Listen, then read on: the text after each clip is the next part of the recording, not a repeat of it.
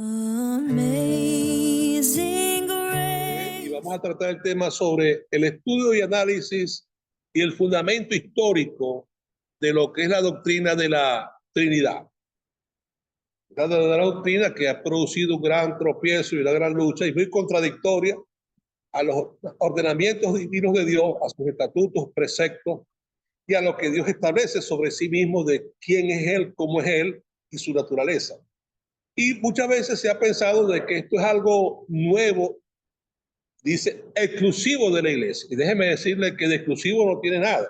La doctrina de la Trinidad es una doctrina pagana, muy arraigada desde tiempos muy remotos y antiguos, y que tiene un fundamento en su tiempo y el por qué llegó a introducirse como parte de la fe, distorsionando y cambiando la fe y la gran diferencia. Hoy vamos a estudiar todos estos principios, vamos a tocar parte de lo que es el arrianismo, el docetismo, el gnosticismo, el monarquianismo, vamos a tocar las doctrinas del modalismo y otras más que surgieron entre los primeros siglos de la iglesia y que fueron avanzando y produciendo y causando una gran influencia y efecto dentro del mundo cristiano. Escuche bien y no se confunda, romano, ¿eh? Romano, para dar un cumplimiento profético anunciado por Daniel de que la cuarta bestia, es decir, la bestia misteriosa, el dragón,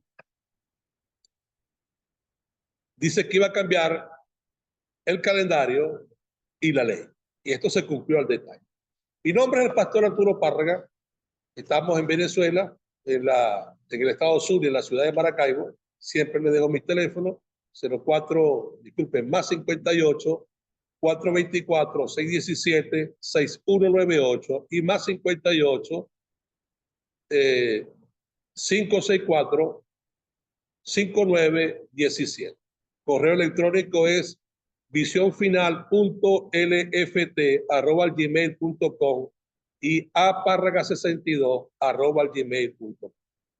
Es un placer estar acá transmitiendo para ustedes en vivo por Zoom, grabando para enviar todas estas enseñanzas a través de YouTube, que puedan entrar también en Facebook, en Instagram, en Telegram.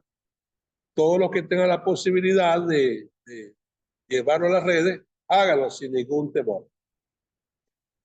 Estamos parados ahorita en el tiempo profético. Vemos todos los acontecimientos de Israel. Manténgase al tanto y pendiente de esto. Justamente en este cierre de este mes, ayer sábado fue 10 de Tirrey verdadero y estamos entrando ahora en octubre en el calendario hebreo en su forma distorsionada del embolismo y según la forma del calendario gilariano y la reforma del 359 y la reforma del 800, del año 800, para que usted tenga una idea. Prepárese, porque esto que está haciendo Israel no va a parar, no se va a detener hasta que esté el templo. Ok, vamos a entrar ahora en el análisis y de la doctrina de la Trinidad, cómo esto incursionó dentro de la teología cristiana o la cristología cristiana. Y cuando utilizo llamada cristiana, tenemos que hablar de varias formas de cristianismo, pero vamos a hablar de dos puntos específicos del cristianismo, lo que es el cristianismo según la verdad y el cristianismo distorsionado según la influencia de otras culturas y con las deformaciones que presenta. Empecemos por el pueblo de Israel para que usted entienda y pueda comprender cuando hablemos. Déjenme acomodar un poquito acá para tener cierta libertad aquí, para poder parar bien frente al micrófono. Cuando hablamos de la teología cristiana, tenemos que hablar de lo que hemos visto en otros momentos, en otras clases, de lo que es la sombra y la imagen, de lo que es la ley o antiguo pacto, que mucha gente lo quiere rechazar y ahora vamos a explicar el por qué y cómo y el efecto que produce y su causa actual de que los creyentes, pastores, ministros, quieren desechar el Antiguo Testamento o el Antiguo Pacto. Inclusive hemos visto esto por nuestro chat, gente de cierto nivel de confianza en contra del Antiguo Testamento, criticándolo y condenándolo, y esto es parte de una doctrina conocida y fundada en el año 144 por un hombre llamado Marcio. se le conoce como el marcionismo, pero de todos modos vamos a explicar esto, esta influencia y estas corrientes diversas. La doctrina de la Trinidad, que muchos lo ven como algo exclusivo de la iglesia, como una revelación, escuche bien, como una revelación.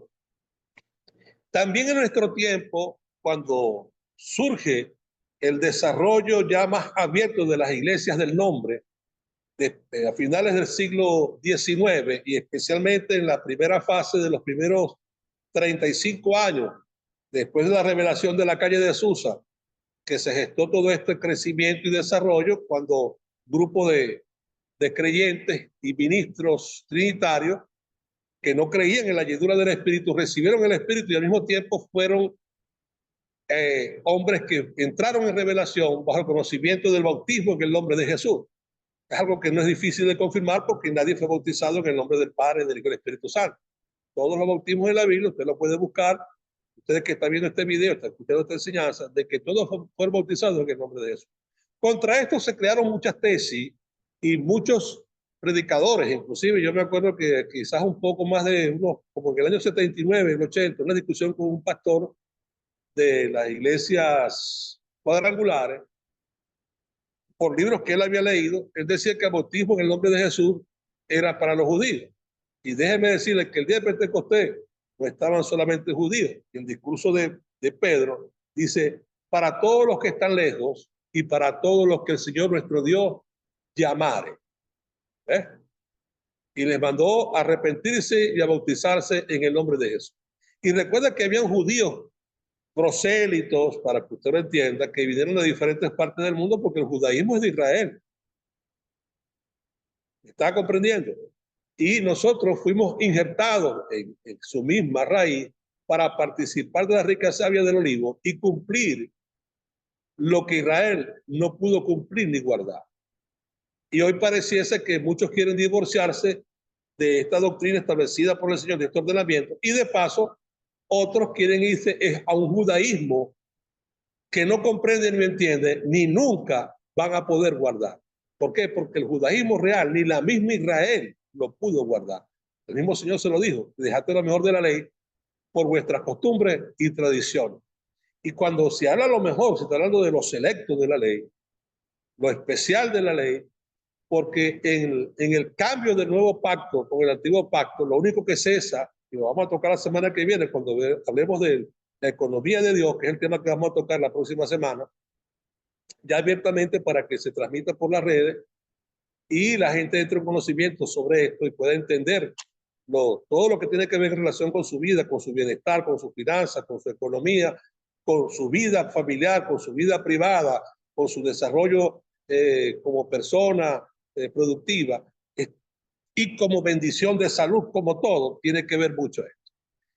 No voy a hablar de eso ahorita porque es muy interesante, pero lo vamos a hablar la semana que viene. Esta doctrina de esta mezcla de diferentes culturas paganas empiezan a fundamentarse en Israel. Si leemos un poco la historia, recuerda que Dios toma una identidad humana al principio para darse a conocer a través del padre Abraham y empieza a darse a conocer, y grave esto bien que le voy a decir, al mundo extranjero como el Dios de Abraham. Recuerde, los que vienen del mundo diluvial, no podemos saber en qué país nacieron. No tenemos un plano geográfico, no tenemos una transmisión literaria de libros que nos enfoca de dónde vinieron ellos, porque el desarrollo de la escritura que se da desde Génesis 1 a Génesis 5 no nos habla sobre esto. Sin embargo, cuando Abraham nace en el año 282 después del diluvio, usted tiene que saber al hacer los números de que estaba vivo Noé, tenía 58 años Abraham y Noé, que vivió 350 años después del diluvio y vivió 950 años. Si Abraham nace en el año 282 después del diluvio, para que usted lo comprenda, esto quiere decir, si yo le sumo a 600 años, 282, escuche bien, 282, estoy en el año 852 de Noé. ¿Sí me está entendiendo? Cuando Abraham nace.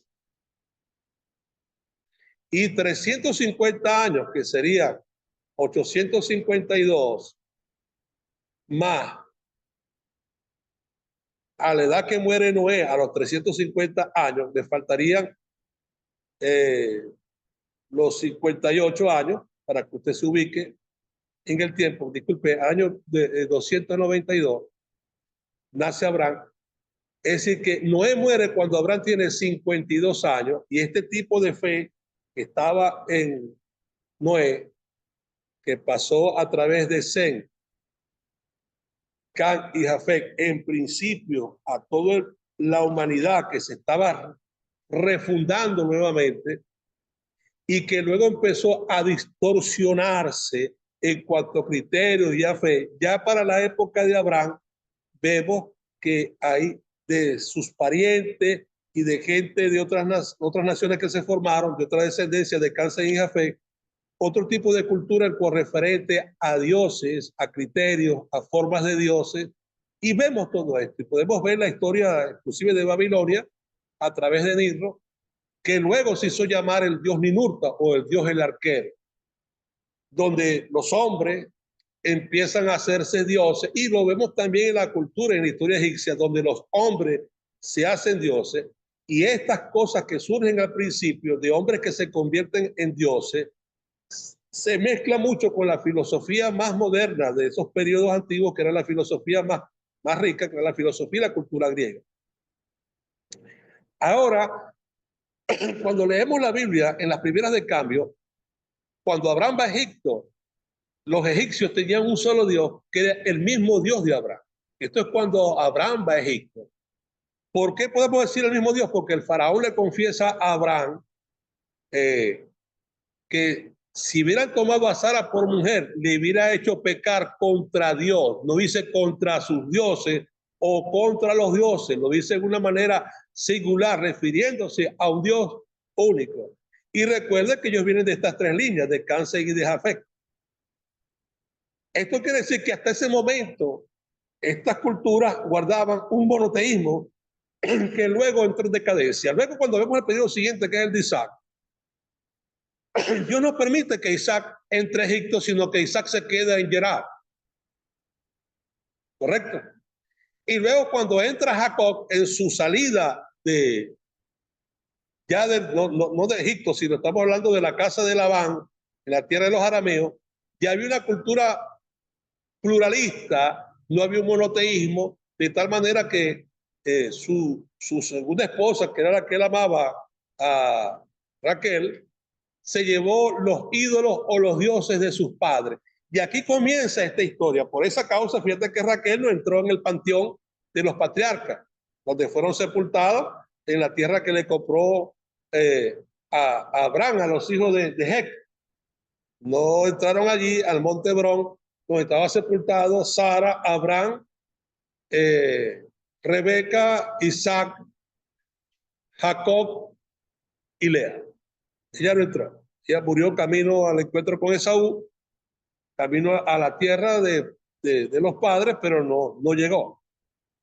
Entonces, aquí comienza toda esta historia dentro de Israel, dentro del pueblo hebreo, que luego con Jacob entra en Egipto, y Egipto invadido ya por una diversidad de naciones, una transculturización que no solamente es la parte cultural, la parte tecnológica de la época, sino en la parte religiosa, tipos de fe, y vemos que ya el faraón, a diferencia del faraón en la época de Abraham, que creía en un solo Dios, ahora tiene una diversidad de dioses, y ya una vida llena de hechicería, de culturas de idolatría, de doctrinas de pactos satánicos, que lo podemos ver desarrollado en el tiempo de Moisés, cuando Moisés lanzó la vara, estos también lanzaron vara, la convirtieron en serpiente, y había un poder manifestado muy claro y muy visible en cuanto a estos pactos satánicos y diabólicos, de tal manera que se hizo claramente patente y visible su tipo de idolatría, y su relación con estos falsos dioses. Recuerda que Satanás se viste como ángel de luz. Y no solamente él, sino todos estos demonios caídos que son principados, potestades, huestes de las tinieblas, de la cual la Biblia hace mención para que nosotros entendamos. No es el diablo solamente solito en las épocas estas. Estamos hablando de principados y potestades diversos que tenían un sistema de autoridad y un tipo de gobierno regido bajo un orden. La gente piensa que esto es un desorden. No, hay un orden. Huestes, principados, potestades. El mismo orden jerárquico que te llega en el cielo se lo trae, pero con referente al mal. Y ellos empezaron a ocupar esas posiciones estableciendo relaciones con los hombres, con los seres humanos, relaciones de darse a conocer, de hacerse visible, de hacer manifestaciones para darse a conocer a ellos. Yo le explico para que usted entienda aquí. Yo he conocido gente que tenía pacto con el diablo, pactos con demonios, y se les aparecían los demonios, los veía. Y la gente piensa que esto es invisible simplemente. Es invisible si Dios te abre los ojos, tú lo puedes ver, como en el caso mío, que yo lo he visto en varias oportunidades. Y mucha gente lo ha visto. La gente dice que se le apareció José Gregorio, que se le apareció la Virgen del Valle, la Virgen del Carmen, que se le apareció José Gregorio, que se le apareció esto. ¿Y qué tú crees que José Gregorio va a salir de la tumba? Pregúntale al Señor Jesucristo en la visión y la revelación de Lázaro y el rico. Nadie puede ir de aquí para allá ni de allá para acá. De allá para allá no puede vender nadie. El que está en el Seol, de ahí no sale. Los que estaban en el pasado no salieron hasta que Cristo vino y abrió los sepulcros. Y el Seol, el lugar de reposo, el seno de Abraham, tuvo que entregar a los que estaban ahí, que fue la primera resurrección. Vea 1 Corintios capítulo 15 y lo va a entender. Que te dice que si Cristo te resucitó, tampoco aquellos muertos resucitaron, porque primicias de lo que resucitó fue hecho. ¿Ve? Y cuando la resurrección, como también como el primogénito entre los muertos, es el nuevo orden de morir, donde la muerte no te absorbe a ti, sino donde tú absorbes la muerte y la diluyes, de la palabra catapino, que traduce beber o masticar o digerir o masticar con violencia. Eso es de la palabra catapino, de algo que se bebe, que se absorbe, de absorber. Palabra que utiliza también el apóstol Pablo cuando dice que sorbida es la muerte en victoria. Fíjate esto, ¿quién tiene victoria sobre la muerte si la muerte te mata? Ahí no hay ninguna victoria, porque el que se murió se lo llevó la malunga, se lo llevó la muerte. ¿Hay victoria? Ahí no hay victoria. ¿Un inconverso tiene victoria? No, ahí no la tiene, pero un creyente sí. ¿Por qué? Porque aunque la muerte tenga un derecho legal constituido, como dice el apóstol Pablo, que la muerte es el señoría del hombre mientras que el hombre vive, allí cuando esto se ejecuta y se finiquita, donde actúa la muerte por la naturaleza del poder de la ley del pecado, que es la que produce una descomposición estructural de nuestros cuerpos, destruyéndolos, dañándolos, deteriorándolos. Cuando llega este momento, el creyente ya él murió con Cristo. No es que se va a morir, ya él murió, porque la Biblia te dice que somos crucificados juntamente con Cristo. Dice que morimos juntamente con Cristo y que resucitamos juntamente con Cristo, por lo cual la muerte pierde sus derechos y queda invalidado su efecto y es absorbido en nuestra propia naturaleza, dejando nuestro cuerpo, el cuerpo de muerto, dejándolo o detenido, paralizado, destinado para la resurrección, de volver a la vida, donde el alma vuelve al cuerpo. Durante todos estos conceptos que Dios fue mostrando y enseñando en la antigüedad, empezaron a surgir conceptos filosóficos en diferentes periodos donde el mundo empezó a envolverse en diferentes criterios de idolatría y empezaron a hacerse estas injertaciones o uniones de dioses que luego en la teología griega, escúchelo bien para que no se le olvide, que resurge como una resurrección en la mente de los romanos y en su cultura y en su tipo de fe y criterio de una Roma que se inicia su desarrollo y su nacimiento en el año 753 antes de la era común hasta la Roma de Cristo, que es la Roma del año 780 y tanto. Se formula todos estos criterios y donde hay una suma de valores y de conceptos que ya vienen preconcebidos desde el siglo IV antes de Cristo, desde la época platónica y filosófica hasta el Señor. Durante este periodo siguiente al Señor, empiezan a surgir los primeros conceptos dados por el romanismo, que tenía ya en su mente criterios de arrianismo, aunque Arrio no aparecía, del gnosticismo, del docetismo, del marcionanismo, y pare de contar. Y estos conceptos empezaron a establecer las bases y los fundamentos para lo que hoy es el sistema o doctrina de la Trinidad. ¿Qué produjo esto? Conceptos culturales, conceptos filosóficos de diferentes tesis escritas desde el Egipto de Jacob, Babilonia, Asiria, Persia y todos estos países antiguos del Asia. No puedo hablar de Europa de ese momento, no porque no existiese Europa. Recuerda que estamos hablando de un mundo refundado que se funda con estas tres líneas de los hijos de Noé, de Sem, Cam y Jafet. Y cuando leemos la escritura, principalmente se mencionan siempre la cultura semita y la cultura de Cam, de los cananeos. Muy poco, y quiero que preste atención, se nombra a Jafet. Muy poco. ¿Ve? Y por el espacio que quedaron y que podemos observar, podemos definir que lo que es el Asia, Asia en sí, estaba designada por dos culturas de la descendencia de Noé muy fuertes, que era la doctrina de Cam, de Cam, y de la descendencia de Sem.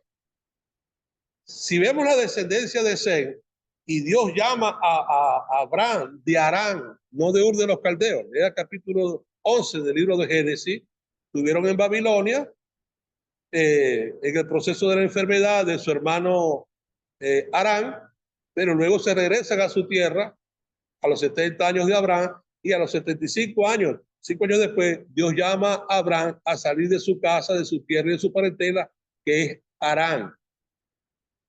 ¿Ves? Harán. Y cuando Dios le da como heredad, llamándolo de Harán a la tierra de los cananeos, escúchenlo bien, te está diciendo de que Harán y esos territorios que están en esa zona de Siria y hacia arriba a su alrededor es la tierra de la descendencia de los semitas, pero lo que es la tierra baja que viene de los territorios de Israel hacia abajo, ¿ves? A esa zona podemos hablar del Líbano, que está sobre Israel, el Líbano actual, que era la tierra de territorios de Tiro y de Sidón, que arriba está Turquía, y vemos hacia abajo donde está hoy la franja de Gaza, y de ahí descendemos por los desiertos y llegamos hasta Egipto. Era tierra de los cananeos, del amorreo, del eteo, del fereceo, del jebuseo, del gergeseo, del eteo, todas estas tierras.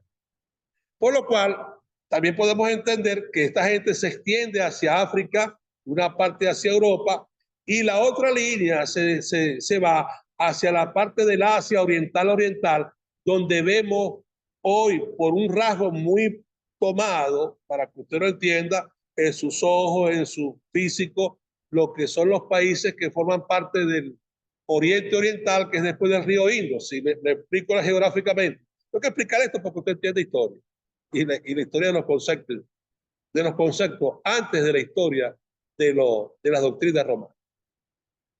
Si nos paramos en el mar Mediterráneo y atravesamos Israel, nos vamos a encontrar con el río primario de Israel. ¿Cuál es? De Israel, el Jordán. Y si seguimos esa línea directa hacia Bagdad, hacia Babilonia, hacia el actual Irak, nos vamos a encontrar con el río Éufrates. Y luego pasamos el Éufrates y nos conseguimos con el Tigris, que es frontera con la Persia o Irán actual, que fueron grandes imperios en su tiempo. Y luego seguimos esa dirección y vamos hacia el Oriente Oriental. Tenemos que atravesar el río Indo, que desciende desde China, muy cercano también a lo que es en los territorios de, ¿cómo se llama? Está abajo de China. dios del famoso Genghis Khan de Mongolia, y llega hasta fronteras muy cercanas al Golfo Pérsico y la India. ¿Eh? Ahí vamos a tener el río Indo, que ese es su nombre. De ahí empieza toda esta descendencia.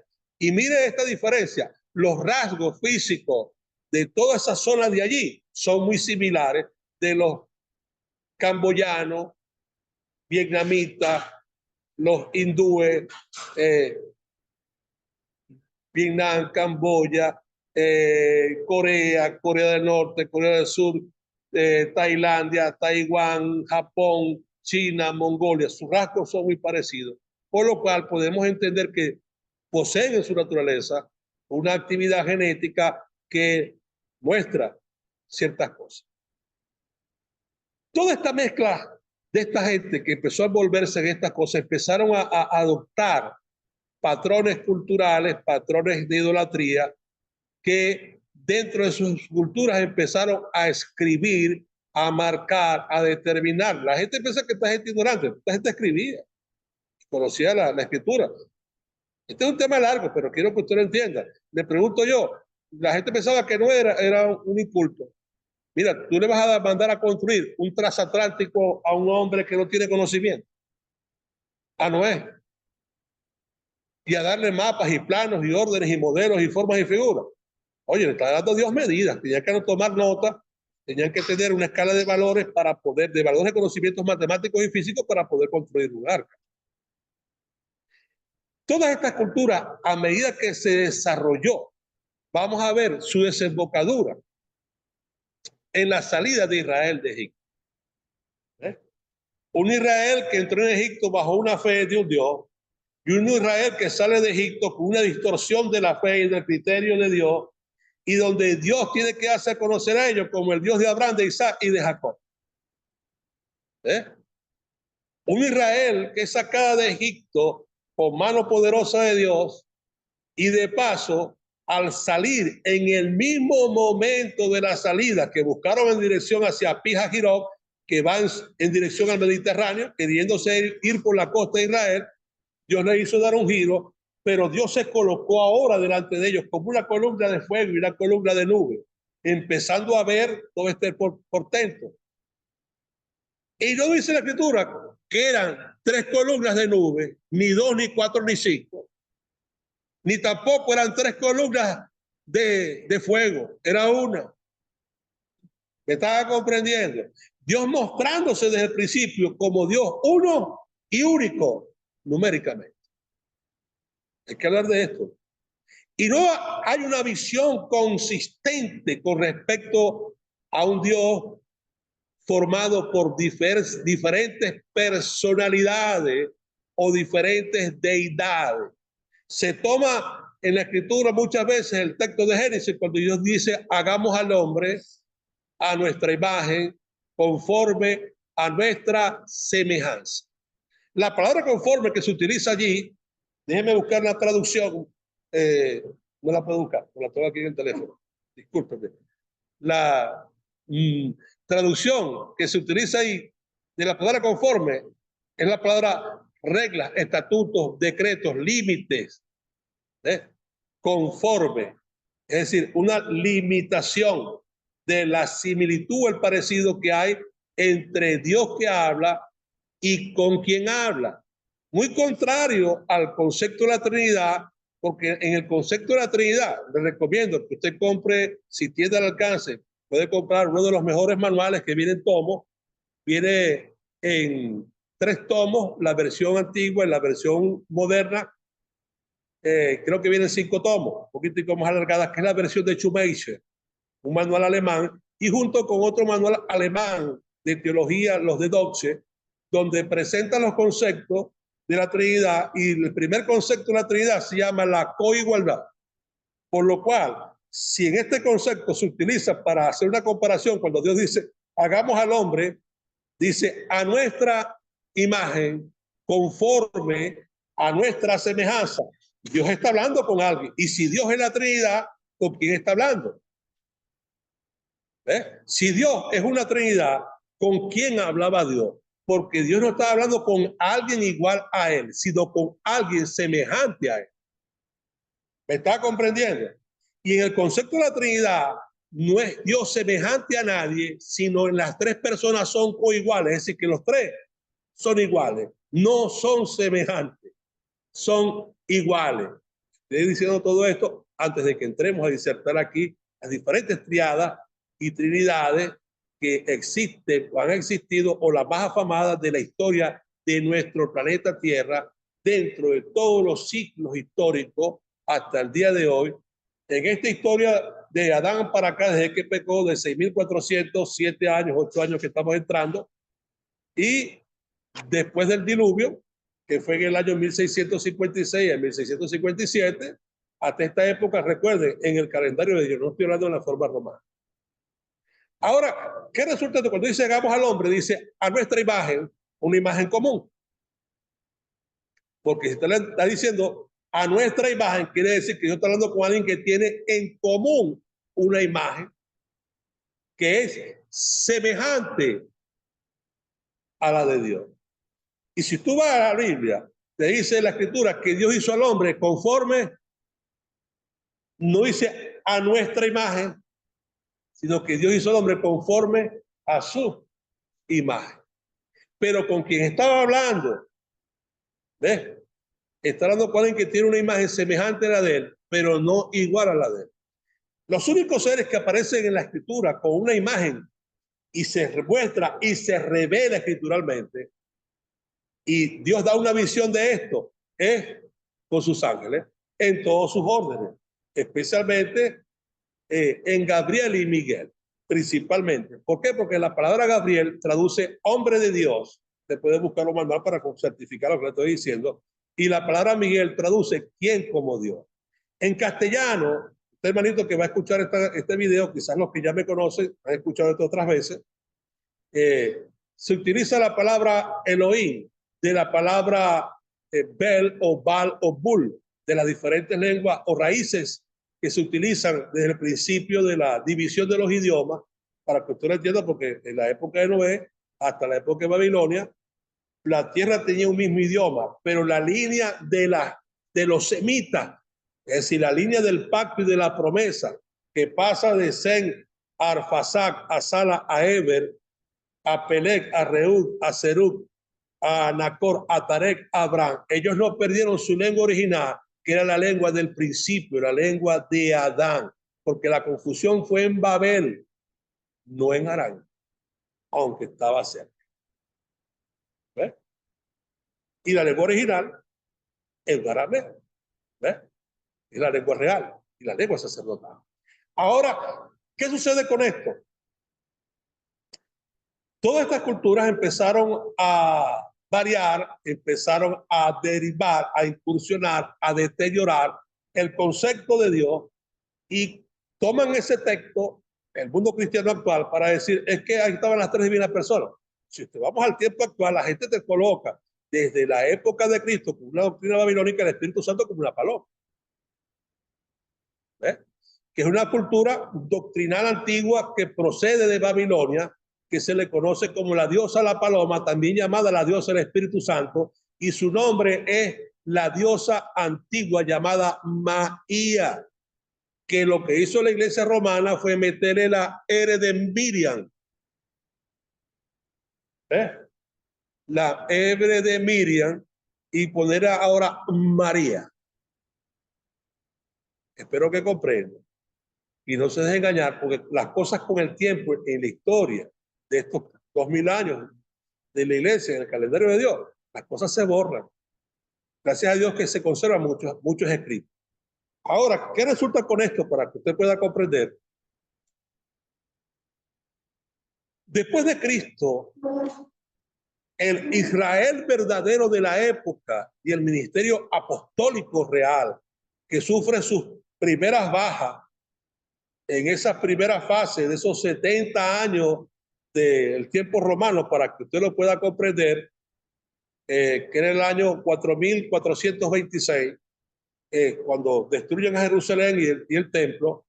El apóstol Pablo había muerto 2 años antes, en la época de Nerón, en el 68, Y aquí hay un cambio de gobierno para ese periodo, pero comienza en el 70 la gran expulsión ya profetizada por el profeta Isaías y otros de los profetas, Zacarías y Malaquías, Amós, donde Israel sería llevada a diferentes naciones, esparcida como un polen, como una semilla, hacia otras naciones, y empezaron a desarrollarse, como lo vemos en la época paulina, diferentes sinagogas que los judíos no de nacimiento, sino judíos prosélitos, habían fundado diferentes sinagogas en diferentes lugares de Asia y de África. ¿Cómo lo sabemos? Dice que estaban el día de Pentecostés, dice que habían pardos, medos. ¿Qué son los medos? Del imperio medo-persa. Elamita, de Babilonia, de una de las segundas ciudades fundada por Nimrod, que fundió los territorios de las ciudades de Calac, de Nínive, de Elam, de Reboac. Lea la historia para que usted se dé cuenta. Que había pardos, medas, elamitas, dice de Asia, de Capadocia, de Panfilia, dice cretenses, ya estamos hablando ahora de Europa, habían griegos de diferentes culturas, dice de Mesopotamia, vemos luego al etíope, vemos estas dos partes unidas en el día de Pentecostés, tanto gente de Asia mayor como Asia menor, como Asia oriental, los magos, los reyes del oriente que vinieron a rendirle el culto al Señor. La gente piensa que el evangelio, y esto allá en Corea, en Vietnam, en Camboya, en Nepal, en Bangladesh, en Tailandia, Taiwán y China, es nuevo, mi hermano. Eso se remonta a la época de Cristo. Los magos del oriente. ¿Cómo lo sabemos? Mira ahorita Apocalipsis, capítulo 12 de Apocalipsis y capítulo 13, disculpe, capítulo 10 del libro de Apocalipsis. La reunión que va a haber en Babilonia. Dice que el río Éufrates se secó para darle paso a los reyes del oriente. Si miramos solamente de ese ladito, lo que tiene de ahí es Irán. Y el Éufrates está en Babilonia. Y tiene que ubicarse geográficamente.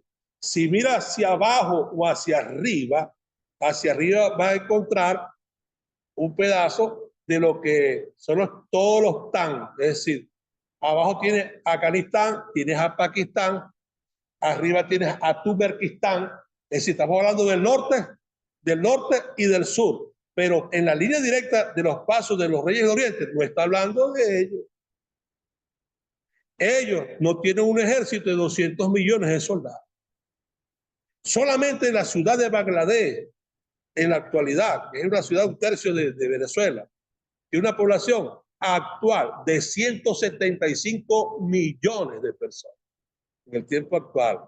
En el último manual que yo leí en el 99, 80, 99 y 2000 de Atlas Mundiales tenía 150. Eso quiere decir que en estos 25 años han tenido 25 millones de personas. Nosotros, 1 millón de personas por año de crecimiento. Son los territorios más costosos del planeta. ¿Por qué? Por la población que hay. Ahora, todas estas culturas que empezaron a entrelazarse para la época de Cristo, recuerda que habían judíos de diferentes naciones y todo su sistema cultural se estaba unificando bajo un judaísmo, pero tenían en su mente todos estos criterios de diferentes dioses, deidades, sus escritos filosóficos, sus escritos contemporáneos, lo que era la religión de su estado, de su nación. Mírense aquí mismo en Maracaibo, Estados Unidos, Venezuela. Si venimos aquí a Venezuela, tenemos la Virgen del Chinito, tenemos la Virgen del Valle, la de Margarita, ¿cómo se llama? La Barquisimeto, la Virgen de la Pastora, la Divina Pastora, y tenemos cantidades, José Gregorio, el otro, cantidades de consignas de idolatría. Y cuando un creyente se convierte, cuando alguien se convierte en el evangelio, todo este mundo de dioses, de Mergó, empieza a activarse en su sentido y comienza esa lucha. Mira, hay gente que se convierte y pasa un año y le ha costado romper sus imágenes de acera, sus ídolos, porque tienen miedo. tienen ciertos temores. ¿Ves? Cuando la iglesia entra en la diáspora, recuerda que si fue destruido Jerusalén por Tito Flavio Vespasiano y fueron enviados al exilio, toda esta gente que sale a estos territorios, ¿a dónde emigran? En su gran mayoría, mire la historia, una gran parte sube hacia la parte norte de lo que es la Europa actual y la Europa de la época. Recuerda que ya estaba Macedonia, Grecia, España. El apóstol Pablo estuvo predicando en estos lugares. ¿Ves? Y de último llegó a Italia, pues, donde fue muerto en las manos de Nerón. Pero estos países empezaron a tener sinagogas y ahora a tener esta guerra, iglesia y sinagoga. Lo tenemos ahorita, no ha cambiado. ¿Eh? Simplemente que hubieron, por lo menos en el siglo pasado, hubieron dos supresiones muy fuertes del judaísmo, porque en el año 1919 Rusia asesinó 5,5 millones de judíos antes de constituirse como nación. Y luego Hitler, entre el 39 y el 44, asesinó en los campos de concentración casi 7 millones de judíos, que está suprimir su población. Y de una manera tratar de aniquilar la fe de los judíos en un solo Dios. Que no entendieron que Jesucristo es Dios, el mismo Dios. Bueno, está escrito, a los suyos vienen, los suyos no lo recibieron. Pero la Biblia te dice, en la carta de los Romanos, te dice que la riqueza nuestra, de nosotros los gentiles, es la ignorancia de ellos, de haber permanecido en incredulidad. Dice la Escritura en Romanos, léalo, capítulo 11 y 12, dice que la incredulidad de Israel vino a ser la riqueza o el tesoro del mundo. ¿Por qué? Porque nosotros fuimos invitados, porque ellos no fueron a la invitación, y fuimos injertados y hechos partícipes de la rica savia del hombre. Y esto nos lleva a creer en un Dios uno y único. ¿Ves? Cuando hablamos de 2, 3 personas, ya no estamos en Israel. Ahora vamos a explicar, pero si nos da tiempo, porque tenemos aquí hay una actividad hoy y tenemos que entregar ahorita, ya trata las 12:40 cerradas. Todo este mundo doctrinal empezó a tener un resurgimiento, todas estas filosofías y criterios antiguos que venían prácticamente desde Babilonia y Egipto, haciendo raíces y echando ramas a las diferentes culturas y poblaciones. Para la época del cristianismo, todos estos conceptos comenzaron a emerger o a manifestarse y empezaron a aparecer hombres como Arrio con el arrianismo, empezó a aparecer el docetismo, empezó a aparecer el gnosticismo, empezó a aparecer una de las doctrinas más fuertes como era y más influyente, ahora lo va a entender, como el marcionianismo de Marcio. Y esto empezó a producir dentro del crecimiento del seno, no quiero que confunda, del Imperio Romano, conceptos y criterios y tipos de fe y de convicción, donde todos convergían en un punto que los unía para dar diferentes criterios, era el cuerpo de Cristo y su naturaleza. ¿Ves? Donde precisamente el Señor Jesús había dicho, bienaventurado el que no haya tropiezo en mí. ¿Ves? Como una roca cortada del cielo que produce tropezadero, porque todos tropiezan sin un previo análisis, sin un estudio determinado de la Escritura, tropiezan con el cuerpo de Cristo. Es muy claro, por lo menos entre estas doctrinas primarias, que era el arrianismo, el docetismo, el gnosticismo y el marcionanismo, ellos pensaban que el cuerpo de Cristo era una ilusión. ¿Ves? Inclusive Marcio se atrevió a decir que era un cuerpo que no podía sentir dolor ni nada por el estilo, porque era una ilusión. Pero cuando vamos a la Escritura, el mismo Señor dice, tocadme, porque un espíritu no tiene carne ni huesos como veis que yo tengo. El apóstol Juan, cuando escribe su primera carta, no en los evangelios, bueno, el evangelio dice una parte, dice lo siguiente en el evangelio, dice, el verbo se hizo carne Dice, y vimos su gloria como unigénito del Padre. ¿Ve? Es decir, como condición de único. Y luego en su primera carta, Juan escribe, dice, lo que era desde el principio, lo que hemos oído, lo que hemos visto, lo que hemos contemplado y lo que palparon nuestras manos tocante al verbo de vida, porque la vida fue manifestada y la hemos visto. ¿Me está entendiendo? Está hablando de algo que ellos tocaron. Si es una ilusión, como se unían estas primeras doctrinas fundamentales, ¿y por qué digo fundamentales? Porque dentro de la historia de la iglesia romana, aunque aún no existía en el siglo primero y segundo, que Marcio nace en el año 85, es decir, 15 años después de la expulsión y del comienzo de la diáspora, que la diáspora tiene dos principios: en el 70, destrucción de Jerusalén y del templo, y el último grupo de resistencia, que fue en el 122, que es el grupo que se concentró en Masada, donde fue traicionado por su sumo sacerdote, que se salió por una de las aberturas del muro y fueron masacrados ahí en la época de Trajano o de Adriano, si no me falla la memoria. Fueron masacrados y destruidos, esa última resistencia de los hebreos. Durante estos periodos, hasta el 144, este hombre Marcio explica una serie de doctrinas y sobre el cuerpo de Cristo, y empezó a hallar cabida, primero porque Marcio era hijo de un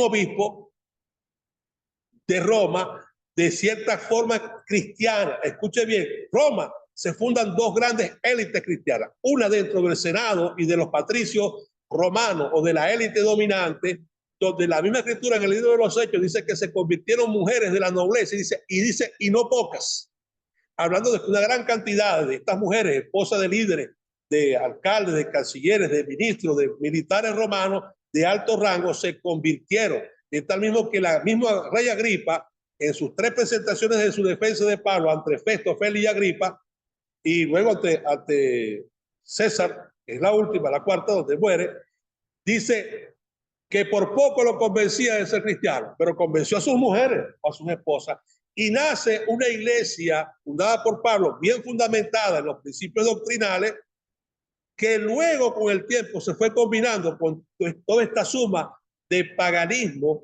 que se iba añadiendo en cada periodo donde aparecían estos hombres, como el caso de Marcio, que fue uno de los primeros que apareció, el caso de Arrio, que hace ya su presencia para el tiempo del concilio de Nicea.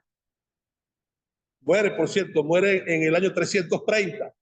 Y luego su tesis pasa al concilio de Constantinopla I del 381, dirigido directamente por el emperador Teodosio y sus ayudantes de la línea católica de la religión romana dominante, donde se mezcla los fundamentos y criterios del antiguo pacto hebreo con los del nuevo pacto, el evangelio de Jesucristo, no siendo cosas contrarias el antiguo pacto y el nuevo, simplemente que el nuevo pacto estaba contenido dentro del entendimiento del antiguo pacto.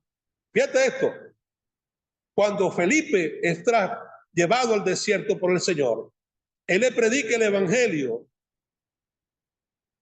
por el libro de Isaías. El Nuevo Testamento no se había escrito todavía, porque el primer evangelio que se escribe en el 48 es el evangelio de Marcos, y estamos hablando de Felipe, que fue mucho antes del 48, de la época de la elección de los 7 diáconos, y es llevado por el Señor al desierto, y dice que le explicó el evangelio desde el Isaías 53, y dice que encontraron agua y bautizó al hombre. ¿Le leyó Marcos? No. ¿Le leyó Mateo? No había sido escrito. ¿Le leyó Lucas? Menos había sido escrito, porque Lucas vino después de Marcos. Primero fue Marcos, sobrino de Bernabé, compañero de Pablo, y después de la separación, que aparece Silas y aparece Lucas, y aparece este hombre, ¿qué se llama? El que siempre estuvo, Onicéforo, que estuvo siempre pendiente de Pablo. Lea usted las cartas para que se vean los nombres que le estoy nombrando y se dé cuenta que estamos hablando con autoridad. Toda esta mezcolanza empezó allí, y estos criterios de Marcio, de Arrio, del docetismo,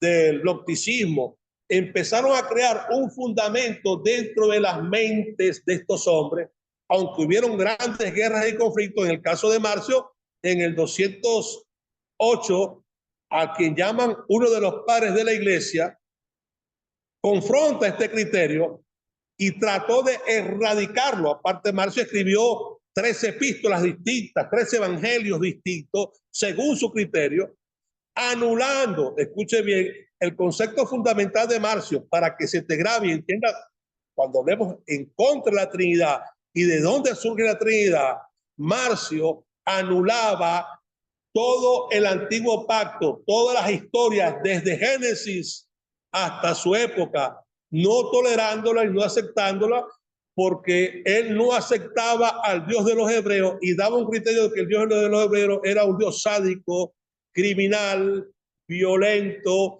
airado. En cambio, el Dios, el Padre de Jesucristo, escúchelo bien, era un Dios benigno, bueno y bondadoso, que envió a su Hijo. ¿Ves? En todas las doctrinas paganas, que la vamos a revisar cuando entremos en cada detalle, siempre hubo una unión de un Dios con una diosa o de un Dios con una mujer humana. Y en este caso también te pintan lo mismo con el Dios eterno y con María. ¿Ves? ¿Usted quiere verlo mejor? Baje a su teléfono o a su teléfono, al laptop o a su televisor con estos programas que tenemos ahorita y baje este video de los dioses de Grecia y los dioses de Egipto. Bájenlo para que tú veas estos casamientos, cómo se casaba un dios con otro dios, cómo tenían hijos que eran semidioses, mitad humano y mitad divino. Eso lo vemos en la historia. Así que Roma empezó a construir todo esto, una mezcolanza de todas estas culturas paganas, y de paso, ni siquiera fundamentos establecidos por los hebreos, sino por gente extranjera. De los 3 capadocios, 2 eran africanos de Alejandría. Empezaron a crear y a construir todos estos criterios y conceptos que ya para el siglo IV se confrontan. Lo que no quisieron confrontar fue la doctrina de Sabelio, llamada modalismo, donde no se tocó el tema en el concilio de Constantinopla I, porque el concepto de Sabelio, que era un hombre con una fe apostólica como la nuestra actual, donde Dios es uno, y cuando hablo de modalismo, está hablando de modos o de modelos, de que Dios se manifestó como Padre, como Hijo, como Espíritu, como el ángel del pacto y como diferentes manifestaciones. La columna de nube y la columna de fuego, que son 2 cosas sustancialmente distintas ante los ojos, era la sustancia de Dios. Dice que Dios fue en columna de fuego. No dice que Él mandó una columna de fuego como algo separado de Él. Era su propia sustancia y su propia naturaleza, y no eran 2 personas distintas, sino era el mismo Dios. ¿Ves? Dice que se colocó en la retaguardia, iba delante de ellos guiándolos, pero cuando se acercaron los egipcios se colocó en la parte trasera, me imagino de la cola de ellos caminando el desierto, y no te dice que era otro. Dios no colocó una columna de nube adelante, una columna de nube atrás. ¿Me está comprendiendo? En una columna de fuego adelante, no, era una y única. Hay que entender las cosas para poder comprender, porque cuando hablamos de las diferentes triadas y trinidades, la gente piensa que eso es algo de la iglesia romana o de la iglesia primitiva. No, señor. Dios nunca se manifestó a ninguno de nuestros padres. Y déjeme decirle, mi padre no es San Agustín de Hipona. ¿Ves? Mi padre no es ninguno de los 3 capadocios. Mi padre no es Tertuliano, que es el que hace la refutación en el año 208 con referente a Marcio, que era la doctrina fuerte de aquella época. Ya para el siglo II de la iglesia, iniciando el siglo III, empiezan a aparecer otros fundamentos doctrinales como el gnosticismo, el docetismo, y ya para finales del tercero, entrando al cuarto, aparece el arrianismo. Y luego aparece el eutiquianismo y el nestorianismo, disculpe, y el eutiquianismo. Todos dando y aportando para que en estos primeros 800 y 900 años de la iglesia romana, en la época de los carolingios, ya haya un criterio ya definido sustancial. Recuerda que luego empiezan, para esos tiempos, empiezan a decretarse leyes y autoridades que Roma empezó a establecer, como la infalibilidad papal, las bulas papales que vinieron después, pero hablando del concepto de la unión hipostática o la hipostasis entre el Papa y no sabemos cuál de las tres divinas personas. ¿Ves? No lo sabemos porque no se define. Pero es una hipostasis entre lo humano y lo divino, donde el Papa es infalible. ¿Me está comprendiendo?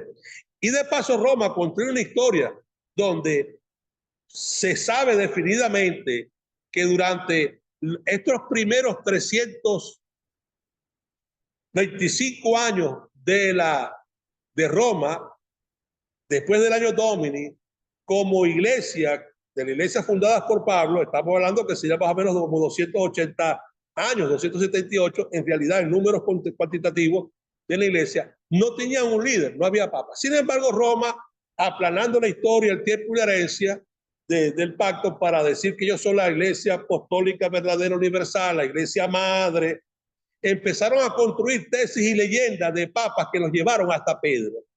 Pero todo eso es una gran falsedad, una gran invención, porque la iglesia comienza a tener un papa, es con Roma, y esto es durante el periodo seguido a Constantino, después del reconocimiento de la iglesia en el año 312 y su bautismo en el 313 y su convocación del concilio de Nicea en el año 325. Ahí es donde Roma comienza a tener un papa. ¿Quién es su primer líder?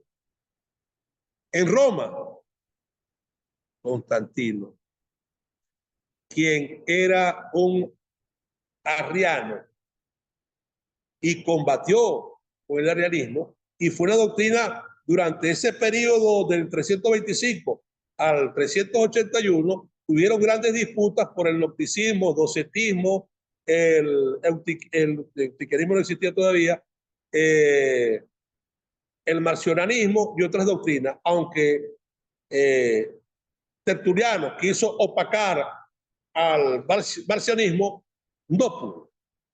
Fíjate esto, si la iglesia romana, escuche bien esto y no se lo olvide, si la iglesia romana, a pesar de que los padres de la iglesia romana, no la iglesia cristiana, trató de aniquilar a Marcio y el marcionismo, no pudieron. ¿En qué consistía el marcionismo?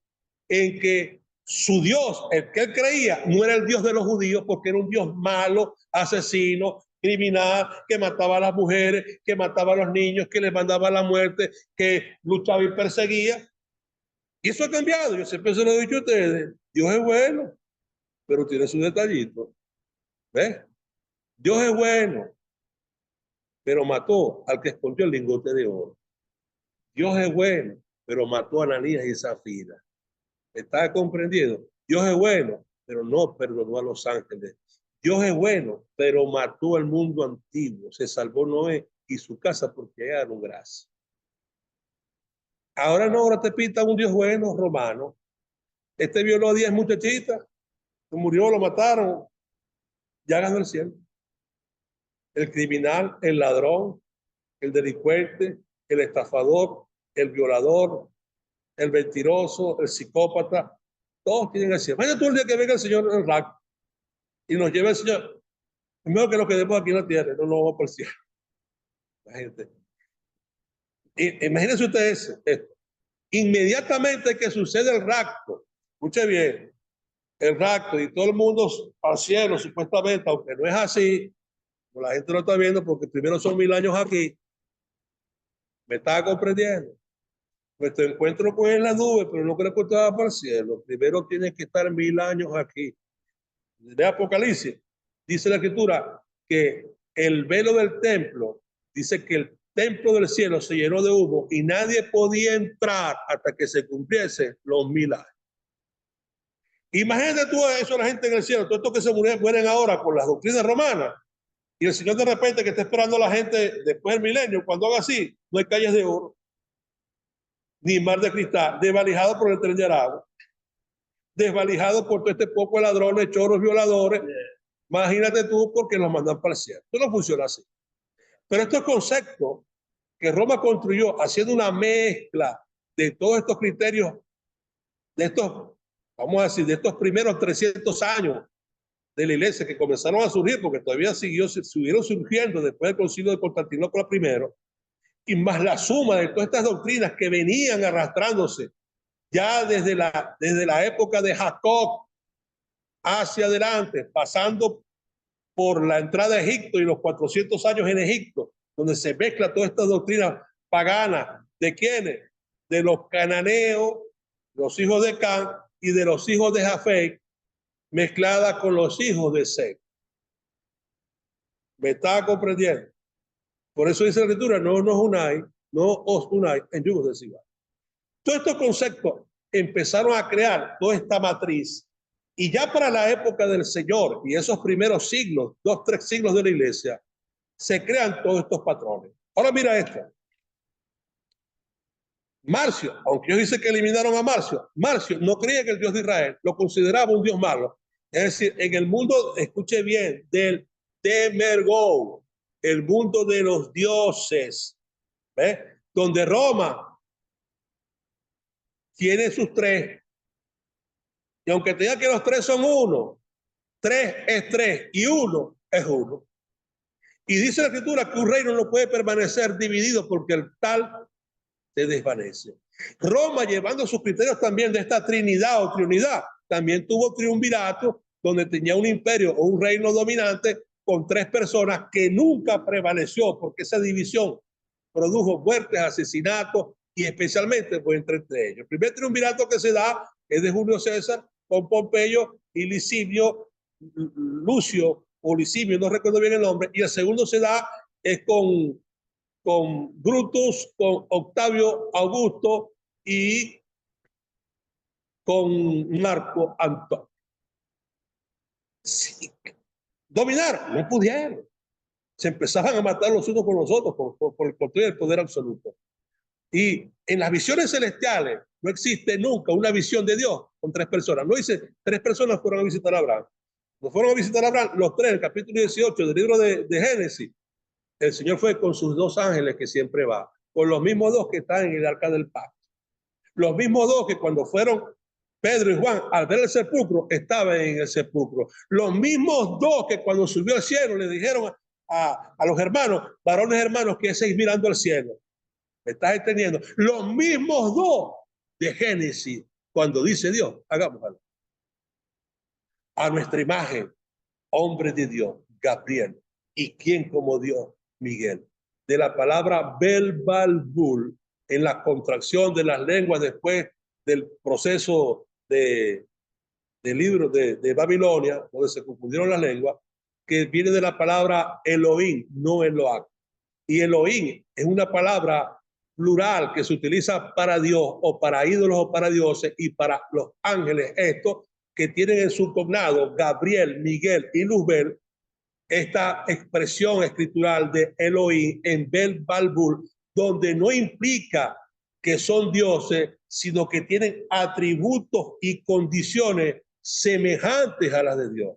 Y usted dirá, ¿y esto es posible? Le pregunto, usted es pastor, usted es creyente, usted no ha visto un milagro, usted no ha visto un portento superpoderoso de Dios, donde Dios guarde tu vida, donde Dios te mueva, donde Dios te quite, donde Dios te revela para guardarte, cuidarte, guiarte.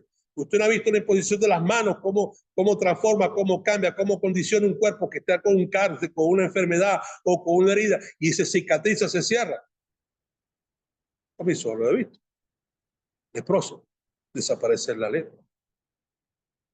Me acuerdo de un hermano que se fracturó todo el cráneo, le entregaron a su casa para morir. Oramos por él, nos fuimos. Y su esposa escuchó un ruido como cuando una puerta cruje por óxido o por la madera que seca, que no se mueve. Ella escuchó el sonido y se volteó y vio cuando los huesos de su esposo se cerraron delante de sus ojos. Lo vio con sus propios ojos. Esa mujer aún vive. He visto resurrecciones, he estado en resurrecciones, he conocido gente resucitada, la he visto con mis ojos, he hablado con ellos, he compartido con ellos. He visto gente de muertes anunciadas. Todas estas cosas son portento de Dios. ¿Yo soy Dios? No, sino que Dios nos dio en su espíritu un poder. Y dijo, y recibiréis poder cuando venga sobre vosotros el Espíritu Santo. El que anuncia ya en Juan capítulo 8, Juan capítulo 14 y Juan capítulo 17. El Espíritu de verdad, que es su propio Espíritu. Lea Juan 14 y 17 y se va a dar cuenta cuál es el Espíritu y de quién es el Espíritu. Si en este caso vamos, escuche bien, Jesús, si son tres personas, no es hijo del Padre, ¿será que el Padre lo adoptó? No era hijo de él. Porque te dice, lo que está en tu vientre del Espíritu Santo. No dice que es el Padre. Es decir, que la primera persona no tiene nada que ver con él. Si vamos a ver la división de la deidad en tres personas distintas. Todas estas culturas empezaron a absorber y ¿qué hicieron? Una mezcla de estos conceptos. Cuando llegó el concilio de Constantinopla y el problema que traía y que le dejó allí para ser analizado en otro tiempo, que fue el concilio de Nicea, no pudieron definir el cuerpo de Cristo y todavía no se hablaba del Espíritu Santo como la tercera persona de la Trinidad. Eso se llegó a definir en el concilio del 381, en el concilio de Nicea, y en ese concilio que se tomaron minutas por los escribas, que fue entre el mes de mayo hasta el mes de julio de ese año, durante esos 4 meses se disputó todas estas cosas y se tomó una resolución de añadir a la deidad la otra deidad de la persona del Espíritu Santo, de la unión hipostática y de la hipostasis y sus leyes, y añadirlo, y de paso modificar la fórmula bautismal haciéndole una adición, porque como ahora entendían, según la unión del arrianismo, el docetismo, el nocticismo y el marcionanismo, ¿ves? De que el cuerpo de Cristo era algo que ellos no sabían definir si era humano o si era divino. Esto quedó allí detenido en el concilio de Nicea y en el concilio de Constantinopla se ratificó de que el cuerpo de Cristo era 100% humano, pero en su totalidad, Jesús en su plenitud, era 100% humano y 100% Dios. Lo visible era humano y lo invisible, su alma o su espíritu, eran divinos. Eso fue lo que se definió en el mundo del Demergou, de los criterios diversos. Ahora su cuerpo pasa a ser nuevamente una ilusión. ¿Y por qué digo una ilusión? Vaya usted en su estado natural y camina sobre la sal. No lo va a poder hacer.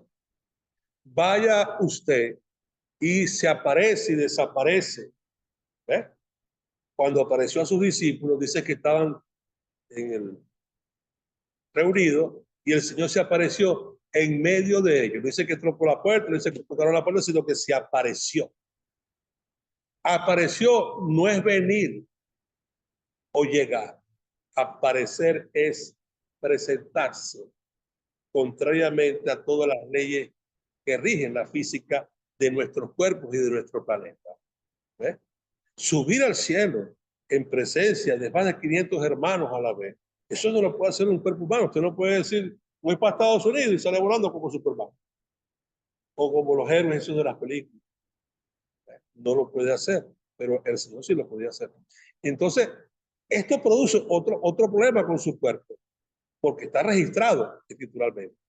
Ahora, lo grave del asunto, que parte de nuestra iglesia, o del mundo cristiano, vamos a decir nuestra iglesia, el mundo cristiano,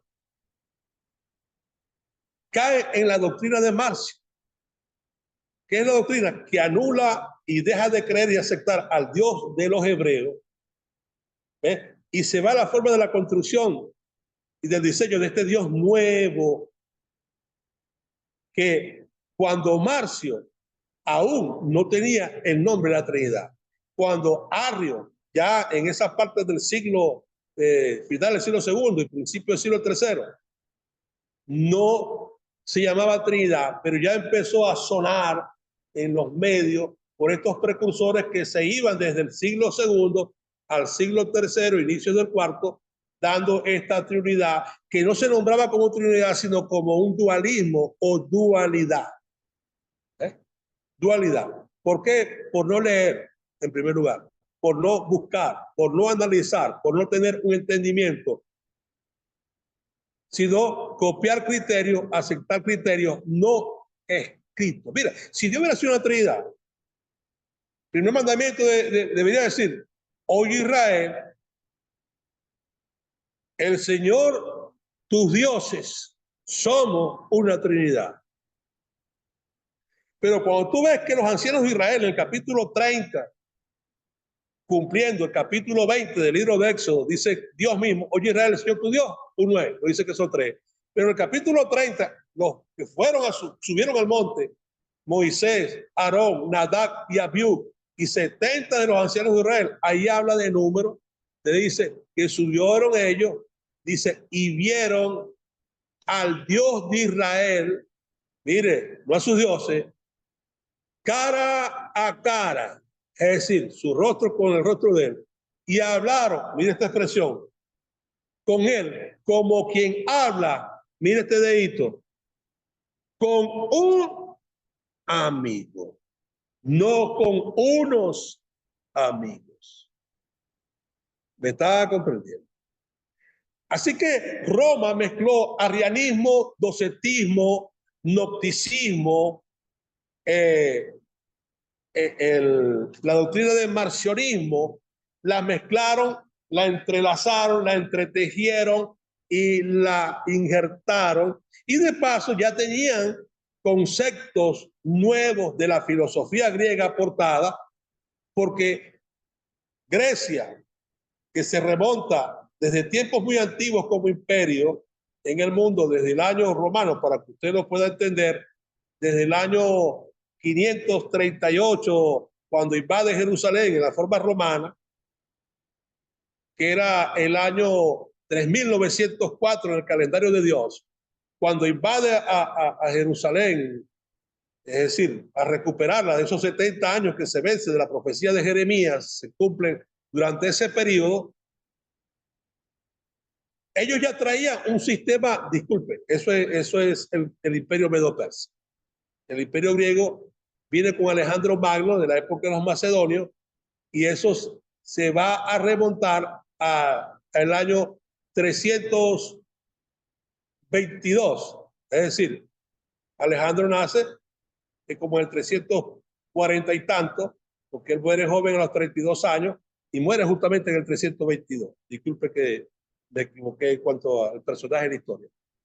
Ellos ya tienen este mundo de dioses culturales y vemos todas estas leyendas de mitos teológicos, ideológicos, filosóficos que surgen durante ese periodo, y esto va combinado con todas esas doctrinas de Zenón, de Platón y de toda esta arquitectura formada de filosofías y filósofos de esa cultura, creando y construyendo. Para cada cosa había un Dios: el Dios del amor, el Dios de la guerra, el Dios del cielo, el Dios de las aguas, el Dios de los pleitos, el Dios de la riqueza, el Dios de los ríos, el Dios de los manantiales, el Dios de la tierra, el Dios de la lluvia, y empezaron a construir todas estas cosas. Roma, que hace una mezcla conocida como la cultura greco-romana, absorbe todos estos criterios y es donde obtiene por primera vez escrituralmente una manera para explicar lo que es la unión hipostática, que es unión de personas, de hipostasis, que es persona, y las leyes de la hipostasis, es decir, las leyes de la unión de estas personas. Cómo se llegaron a unir y el por qué. Y de paso hacen una separación entre las diferentes condiciones de la naturaleza de cada uno de sus dioses, preservando cada uno de sus dioses su propia identidad, condición y naturaleza, donde estaban unidos el uno con el otro, mas no fundidos o mezclados como algo homogéneo, sino que cada naturaleza proveía su propia condición natural, donde se unía a la otra bajo ciertos criterios y patrones, mas no se fundía, haciéndola a las 3 o a las 4 o a las 2 en el dualismo una mezcla de sustancia. No. ¿Ve? Eso se le conoce en la teología como las leyes de la hipostasis. ¿Qué son las leyes de la hipostasis? Las leyes de la hipostasis son las leyes que rigen su naturaleza y los cuerpos de estos dioses, donde cada uno preserva su propia naturaleza. Te pongo un ejemplo. En Cristo, vamos a ponerlo así para que usted lo entienda, porque esto primero, antes de llevarlo a Cristo, se llevó a los reyes griegos, un concepto que también utilizaron los dioses babilónicos, los dioses asirios, los dioses egipcios, donde un hombre, un ser humano, se unía con una deidad que lo poseía. ¿Me están entendiendo?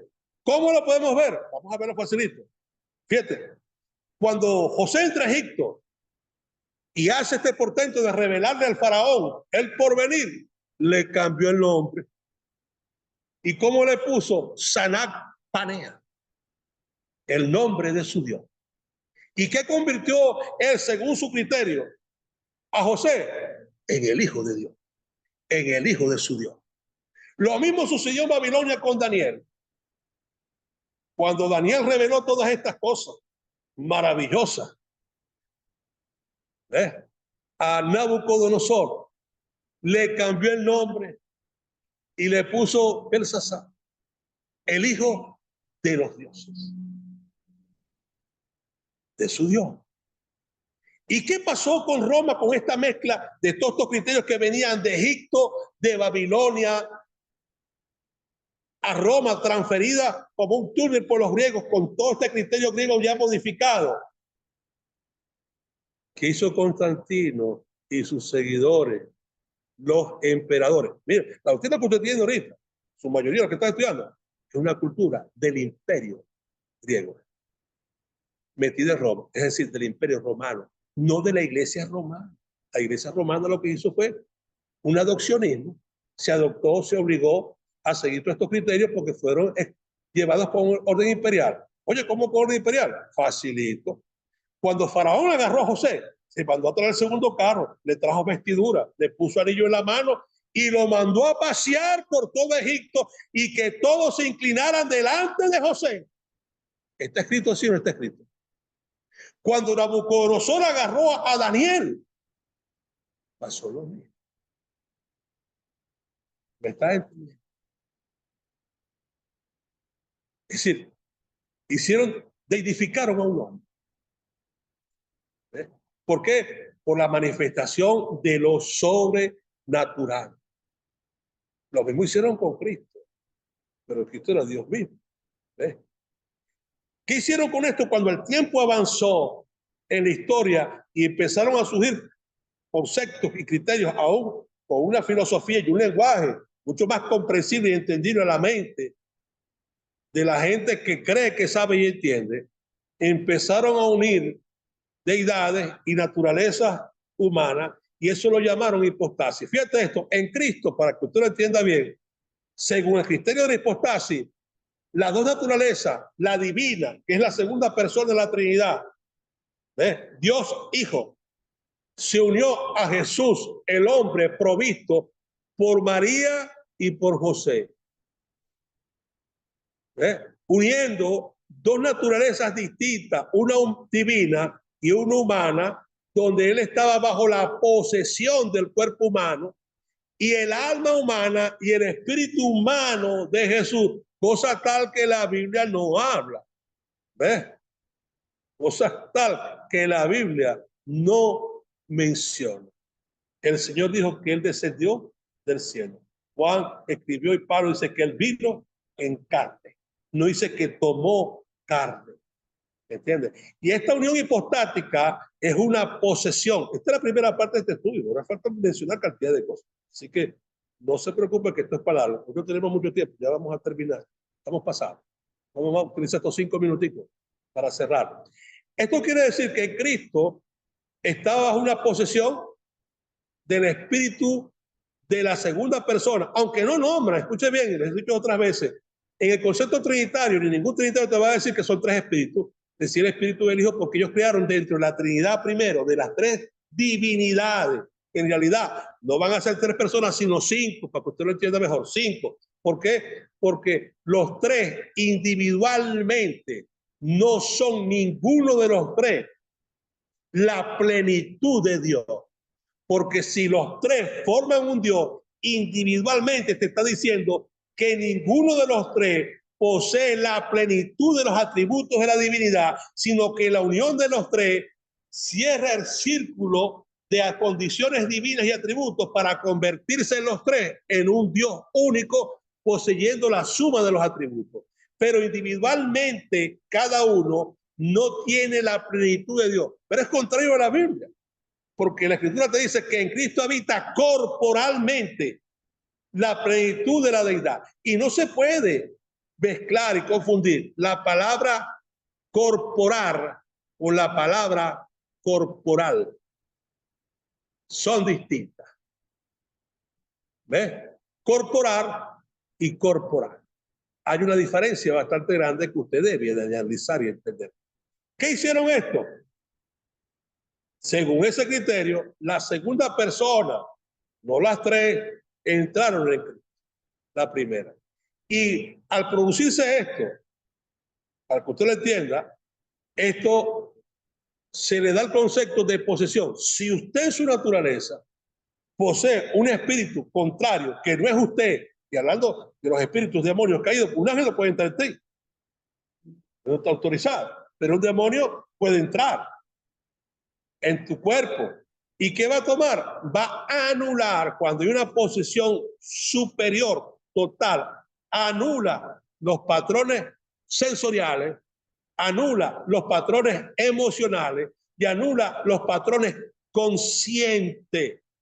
Y cuando hablo de conciencia, nosotros, usted y todos sabemos que cuando alguien va a un hechicero o ha visto gente bajo dominios y pactos satánicos en diferentes tipos de criterios religiosos, bien sea vudú, bien sea magia negra, magia blanca, druidismo, bien sea macumba o cualquier tipo de brujería fuerte y diabólica de los pactos satánicos, la persona hace y dice cosas que cuando vuelve en sí, no es que el demonio se sale, no, es que el demonio hizo lo que iba a hacer y sigue en ese plan. ¿Está entendiendo? Camina por el fuego, no se quema. Se mete en 3 botellas de caña, no aparece, no es tan ebrio. Y si le hacen una prueba genética, no aparece ni una gota de alcohol en el cuerpo. Y usted dirá, ¿y cómo no va a aparecer? Hermano, si usted camina por el fuego y no se quema, y no aparece una ampolla, no aparece nada, ¿qué pasó con eso? Es lo mismo que si usted toma 3 botellas de caña, tampoco te hacen una prueba sanguínea, tampoco te va a salir sangre, igual que tampoco te salen las ampollas ni las quemaduras. Es lo mismo. Eso se llama transustanciación. ¿Por qué? Porque hay un control de otra sustancia que absorbe todo esto. Es como usted cuando se convierte y se bautiza. Cuando usted se bautiza en el nombre de Jesús y tus pecados son perdonados, usted absorbe la muerte. Oye, pues usted se va a morir. Sí, pero en forma distinta, donde la muerte no me controla ni me puede llevar cautivo, sino donde yo la absorbí y los poderes de ella quedaron eliminados. ¿Por qué? Porque ahora yo nací de nuevo. Y ahora en mi cuerpo opera la naturaleza de Cristo. ¿Y quién es ese? El que absorbió la muerte y la llevó cautiva. ¿Me estás entendiendo? Y ahora no somos esclavos de la muerte, ni el rey de la muerte nos puede confinar. Cuando hicieron esta mezcla en este concilio, dejaron esta tesis en el concilio de Nicea, todavía habían grandes dudas y grandes desaciertos y criterios no solidificados aún. Para el concilio de Constantinopla I, el 381, convocado por el emperador Teodosio, el emperador impone sus reglas y sus criterios, igual que lo hizo Constantino, este lo impone y deciden de que Dios existe en 3 personas. ¿Ves? Y que Cristo era un hombre humano, 100% humano, que estaba bajo la posesión, utilizando un lenguaje muy argucioso, muy rebuscado dentro de la cultura griega, que a través de su forma filosófica pudiera tocar las mentes de los ignorantes. Y disculpe que le llame ignorante. La mente de los débiles, la mente de los que no leen, la mente de los que no estudian. ¿Y qué pasó con esto?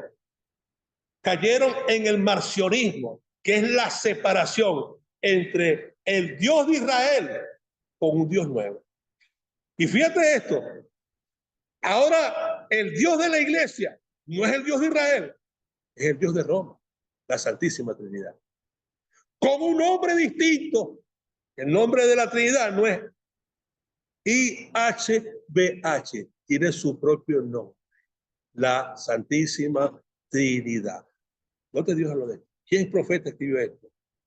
Entonces, esta separación de la ley, que lleva otro poco de cosas más, cuando entremos en el tema de la economía de Dios, usted va a ver todos los hermanitos que están en contra de esta doctrina. ¿En dónde están? En el marcionismo. ¿Ves? ¿Y cuál es su Dios? No es el Dios de Israel, es el Dios de Roma. ¿Por qué? Porque cuando un hombre se atreve a anular las ordenanzas, pactos establecidos por Dios y sus leyes, cae ahí. Hoy lo voy a dar hasta aquí. La semana que viene seguimos con la disertación. Vamos a entrar en otro tema, vamos a entrar en el tema de la economía y arriba, la otra semana o el miércoles, seguimos con este tema para que se pueda grabar un poco más y llegar a una plenitud para que vaya directamente a YouTube, a Instagram, a Telegram y pueda ser entendido por los demás. Dios le bendiga y les guarde. Preguntas hoy no vamos a tener, no tenemos el espacio de tiempo, pero la próxima semana, por el favor de Dios, sí la vamos a tener porque hay una actividad aquí. Y les ruego su oración por el dueño de este local, el hermano Joel, que nos ha facilitado su local. Dios lo ha bendecido. Ahora puede el local le salga alquileres. Es una bendición para él. El hombre no acepta dinero. No tiene este local completamente gratis. Les ruego oración por su vida, por su familia, por sus hijos, su padre, su hermano. Que el Señor le siga bendiciendo de gran manera. ¿Por qué pido esta oración? Porque ha sido una bendición para nosotros, este muchacho, y que Dios le ayude. Le ruego sus oraciones para él. Y orando por el grupo de ayuno y por los cultos que vamos a tener, los servicios los miércoles. Este miércoles, 7:30 de la noche, prepárese. Ya yo a las 7 estoy listo.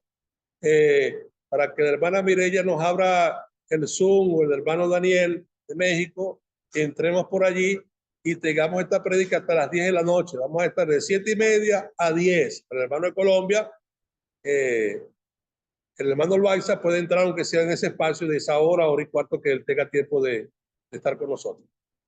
Así que prepárese para el miércoles, 7:30 Venezuela.